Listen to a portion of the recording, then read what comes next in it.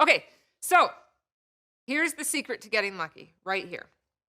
Okay, so we call this the energy triangle, and realizing our performance potential as wedding photographers hinges on the ability for us to manage the energy that's within this triangle and how it's divided up into three ways. And it's as critical to getting lucky as buying a lottery ticket is, right? And it's all based around a simple truth. And we're going to go through those three ways separately, just to warn you. But it's all based around the simple truth that we all have in the middle of the triangle a finite amount of energy, a finite amount of attention, a finite amount of mental bandwidth that we can draw upon as wedding photographers, right? And so this triangle represents how our energy is divided up into three ways. Okay, so over here, we've got our technical thoughts, our concerns, um, lens choices, flash settings, camera settings, basically anything to do with the mechanics of our equipment. Okay. Over here, we have our self. Okay. So this is our fears, our inhibitions, our self talk, our headspace, basically anything to do with our self consciousness. And then down here is all the energy that's left over. Right. He wrote all the energy that's left over to fart. What? Did Why'd you that on do that? purpose. Okay. Down here is all the energy that's left over for art. Thanks. And this is our job, right? This is our storytelling. This is our light. This is our composition. This is our moment. It's where all of that comes together. And this is where luck strikes. Always. Right? Luck that never strikes when you're wrapped up in the technical settings of your camera trying to figure out your flash settings. Or luck never strikes when you're wrapped up with that ego inside your head having an argument about whether or not you're a good photographer or if you're thinking about the blog post, right? Luck always strikes when you've got all that energy and mental bandwidth put into your art. So we're going to talk about these three things separately. But before we get into that, we want to look at what this whole triangle is centered around, okay? The whole thing is centered around total available energy. And our entire approach to wedding photography really relies on us tapping into every last drop of ourselves. Okay? It's kind of our motto. Or right? Used to be our motto. All What? in, Oh, yeah. balls out. All in, That's our balls motto out. still. All Well, in, balls out. I don't really Okay? like the term balls out. Feels like a bit of a Okay, we'll talk about that. man's club. Every one of us, like all of you are hungry for success, right? We're all hungry for success, validation, acceptance, okay? And that's key, right? Because we can't teach motivation. But are you willing to work harder? Okay? Because luck is a dividend of blood, sweat, and tears. And photography, especially documentary photography, is not so much about how much you know or how good you are, okay? Often it's just about how hard you're working.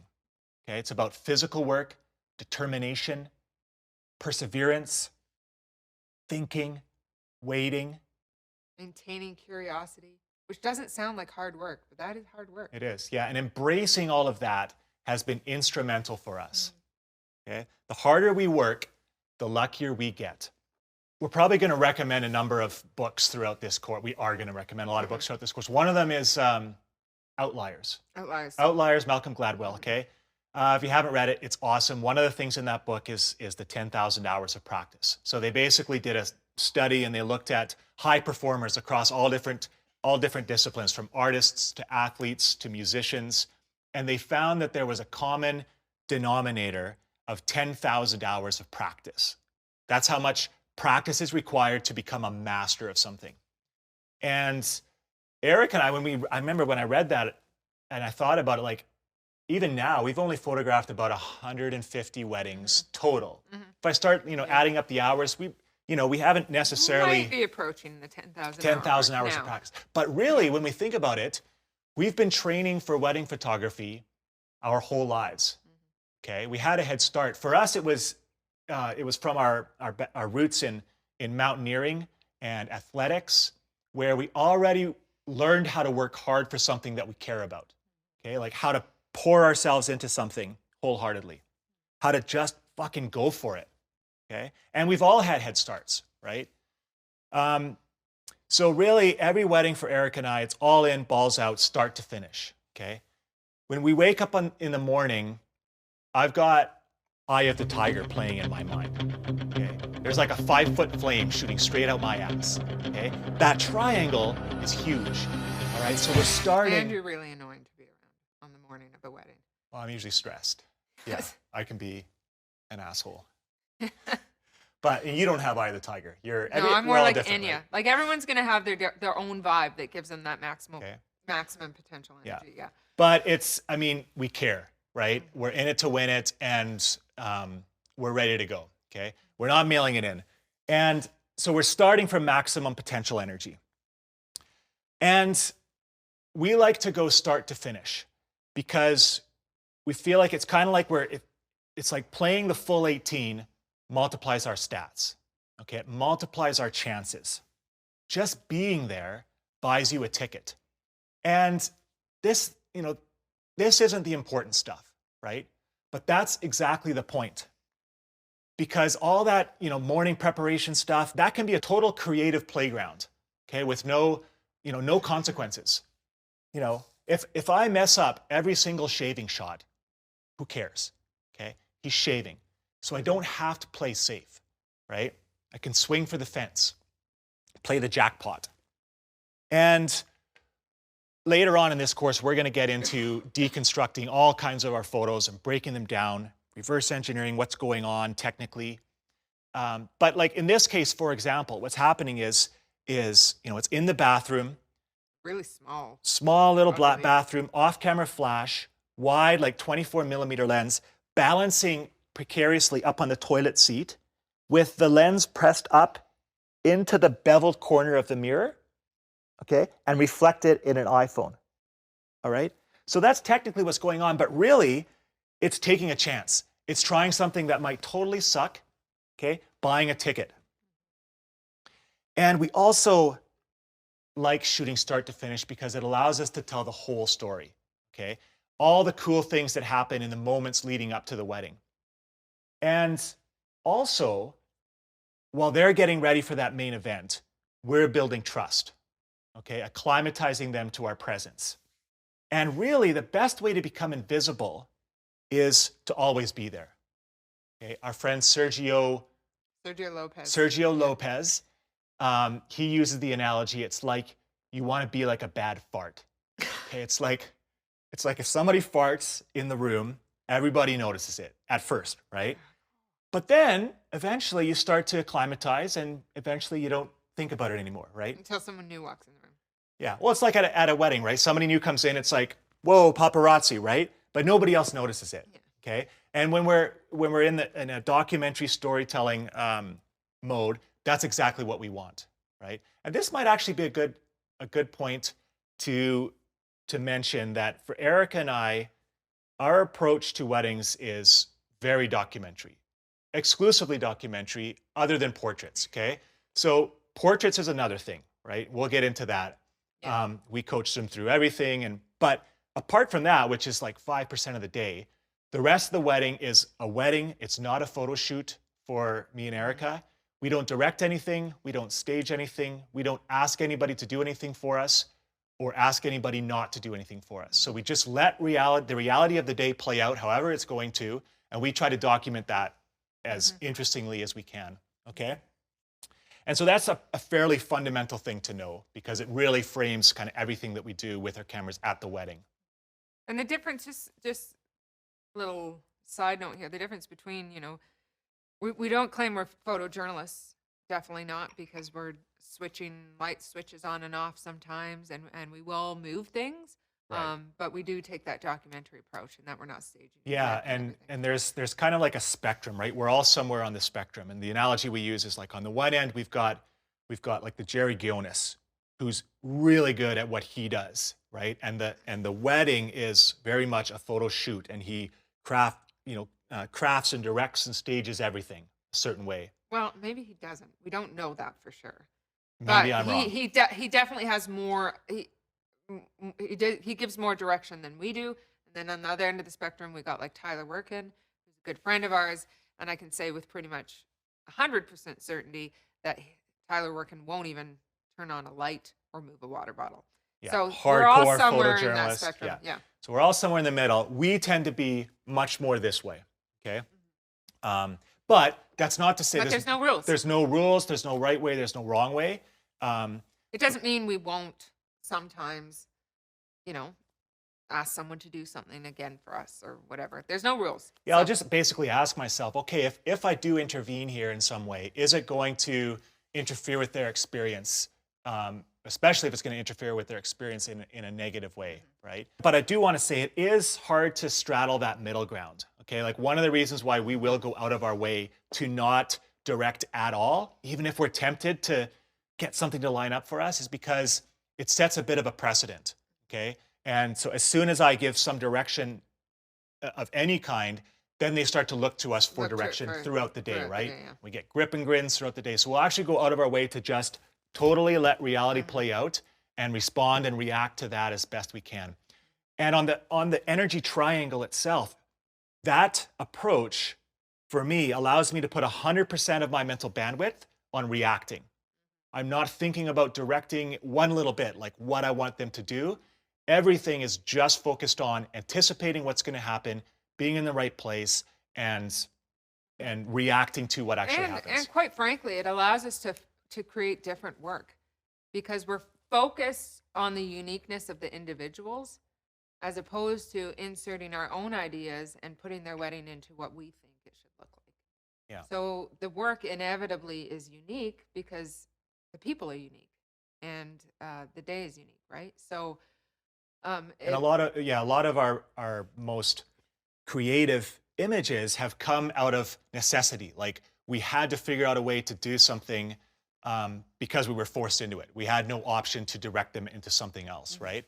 And you'll see lots of examples of this when we go through the full wedding day as well. Okay, getting back to the wedding day. We went off on a bit of a tangent there, but that's okay. So we start first thing in the morning. Start first thing in the morning, and then we usually go right through to the end of the dance. And this is the way Lanny and I like to shoot weddings, and we've designed our business around this approach, right? We don't, we shoot 10 weddings a year, so we can put in, 21-hour wedding days. And so just keep that in mind. This is the way that we've designed our business and the way that we like to shoot weddings. So we'll shoot right through into the end of the dance. That's our favorite part of the day. But I can honestly say, like at the end of a wedding day, when we're packing up, oh my God, I am more mentally and physically exhausted at the end of a wedding day than I was at the end of any marathon I've ever run or any mountain I've ever climbed.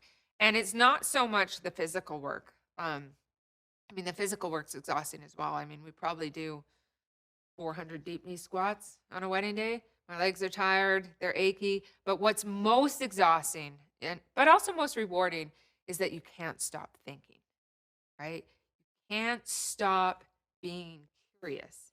You can't stop trying to find moments and can't stop trying to find interest in the event. And that's what's most exhausting. And that's what we're paid to do. That's what we're paid to do. Yeah. So our worst enemies on a wedding day are boredom, fatigue, and complacency, right? Those are our worst enemies. Okay? And these aren't simple shots that we're showing you. We had to work really hard for them. And it's not so much the technical challenges of the shot that we had to work really hard for, is the mental challenges, right? Like anybody can leave their shutter open and pop a flash. That's not difficult. It's the mental capacity to keep on pushing, keep on striving, keep on looking, keep on being curious throughout the entirety of the wedding day, when it would be so easy to just mail it in, right? And quite frankly, weddings can be really boring. That's maybe a dirty thing to say in our industry, but weddings are boring. So on the surface, you have to actively find that interest and search for that interest. The dance floor is a very moment-rich environment. There's lots going on, but when you think of the bulk of the wedding day, on the surface, it's boring. Right? It follows a predictable timeline, predictable, scripted timeline, right? But underneath the surface, it's incredibly interesting. You just have to look for it and find it. Beneath the pageantry. Pageantry, yeah. Okay, so essentially what we're doing is stacking the cards in our own deck, okay, by making this triangle as large as possible. Okay, so we're starting from maximum energy. More importantly, though, than how much energy we bring to the wedding, okay, is how that limited energy supply gets divided up in these three directions. Okay, so we're gonna look at each of these three, and we're gonna start up here with technical. Okay, and this is gonna be really brief for now. Okay, we're gonna dive into technical later on in the course in great detail, but for now, we're gonna boil it down to two imperatives. Okay, practice, practice, practice, and simplify. Simplify, simplify, simplify. Okay, so first of all, practice. This has to become muscle memory, right? And the good news is that it can, because our brains allow us to do highly technical tasks entirely subconsciously, right? It's like driving in traffic, changing lanes, stick shift, right? While having a conversation, right? We can do all of that at the same time. Or like when Roger Federer returns 140-mile-per-hour serve, right? Like if you think about that, that's a highly technical task, right? But he's not consciously thinking about his swing trajectory or the angle of his racket relative to the ball, right? He's making all of those technical micro decisions entirely subconsciously, okay? So that frees up all of his energy so he can just react, okay? And how did he get to the point where he can do that? So we got to practice and dial in that muscle memory. And we have to simplify. Because if you look like this, right? Like we just can't move and respond, right? And tell a story. Eric and I have both gone to, we'll probably share some stories throughout this course from the foundation workshop, which we've both done separately. Erica sent me first, like maybe 4 years ago or something, 4 or 5 years ago. Yeah. It was a Christmas present, okay? And He thinks it was a Christmas present for him, but it was actually a Christmas present for me. so because he was getting it unbearable to shoot with, really. All right. He'll get into it. Okay, Anyways, so but what that workshop was, for those who don't know, is it was essentially a photojournalism workshop for wedding photographers who don't necessarily have, most of us don't have a background in photojournalism, right? And so essentially what you do is you go out on an assignment and you document a story, and then you come back and yet in the group you basically critique the work. And so I showed up for my assignment with 2 cameras, 5 lenses, 2 flashes and transmitters, grids, gels, and a big clunky light stand, okay? And one of the things that your team leader does partway through the assignment is they come and they check in on you, right? Partway through. My team leader was Ben Chrisman. And the first thing he did when he came to check in on me was he took away half that shit, okay? Even though when you were packing for foundation workshop, like, you should listen to me once in a while, because I told you exactly what Ben Chrisman told you. Exactly. But you will listen to Ben Chrisman. I but you needed won't Ben listen to Chrisman. what- I needed what- Ben to tell me. we could have saved $4,000 if he just listened to me. But anyways, that was game changer. It really, because from that point on, I was able to move and respond and react and get into the storytelling. So we've realized the more we can simplify our equipment choices and our technical choices, okay, the faster we can react. So we want to minimize the technical variables as much as possible, so that when shit like this comes at us at 140 miles per hour, when luck strikes, it's just sheer reaction. And when you think about it, so much of what we have in our camera bags, actually, not even just in our camera bags, so much of what we own in life, like the possessions that we actually have, we just have for security, right? Like, well, I'm going to bring this lens just in case, and I'm going to bring this light stand just in case. And when we have all those choices on us, it takes away our strength of using one of those choices, right? And lots of people think creativity comes from lots of options. Creativity actually comes from limited options. The more limited your options and what you have to work with, the more creative you have to be to figure it out. So just keep that in mind next time you're packing your camera gear. Like, what do you really need? Okay, so practice and simplify until you don't have to think, which leaves lots of energy left over for the rest of the triangle. Okay, so what we're referring to on this side of the triangle is our ego, our fears, our self talk, our headspace, self consciousness. Basically, anything that's going to take attention and mental bandwidth away from technical and away from our art. Another way to refer to it is your mental fitness, right? How to manage and deal with everything that's going on up here so that you can perform to your potential. And it's really fitting that I'm talking about this side of the triangle because it is an absolute mess inside my brain most days. And then you get inside my brain on a wedding day and it's probably quite entertaining for you, but it's quite hard for me to live with. Um so some of the things that might go through my well, not might, that always go through my brain on a wedding day. At some point I'm usually questioning my career choice, wondering if am I really in the right profession? Do I really want to be a wedding photographer? I'm really not enjoying myself right now. We are definitely going to have to refund this. Why am I even a wedding photographer? I hate photography and I hate weddings. This is so boring. This is my inner ego talking, right? This is the biggest heckler in the crowd of my own performance. Okay, and what I've come to realize is that I can't get rid of this voice. No matter how hard I try, I cannot get rid of this voice. It's just there. This is so gimmicky. This is like everything else you've ever done except worse. These photos are lifeless. God, you are such a bitch. Why am I so anxious? Where's my aperture button again? It's And just there. I have this voice too. I'm sure like this I'm is sure not, you're most- not, I'm you're sure not alone most here. people have this voice, and Yeah. most people can relate to this voice. And in fact, if you can't relate to this voice, you might be a psychopath. So you might want to go check that out. I bet you anything, all the bridesmaids are flirting with Lanny right now and pulling on his ringlets. But yeah, we can't get rid of this voice. It's just there. But we can choose whether or not we engage with the voice, right? Whether or not we listen to it, whether or not we try and reason with it, right? And I feel like reasoning with it sounds like a good idea, but it's really not a good idea because this voice is like rooted in thousands of years of evolution, right? Trying to reason with that voice inside your head would be like trying to convince Trump on climate change, right? It's just ceaseless striving. But we can turn down the volume on that voice and we can decide not to engage with it. Because what I've realized is that if we engage with that voice, have a conversation with it, try and reason with it, listen to it in any way whatsoever, it puts a massive brick wall between us and what's going on around us, right? We can't possibly be present and in the moment if we're having this conversation with this voice inside our head, or if we're thinking about the blog post, if we're thinking or comparing ourselves to other photographers.